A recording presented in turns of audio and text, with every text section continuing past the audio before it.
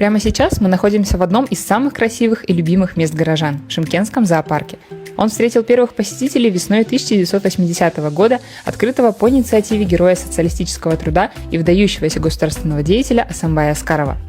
Зоопарк – настоящий зеленый уголок, где можно увидеть животных со всех уголков мира.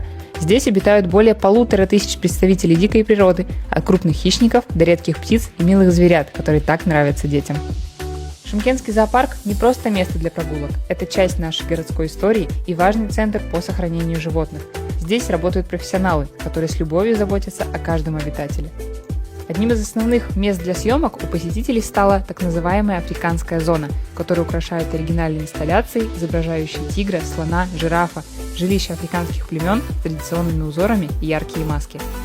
Если вы ищете место, где можно провести весь день с семьей, отдохнуть от городской суеты и почувствовать единение с природой, Шымкентский зоопарк ждет вас круглый год.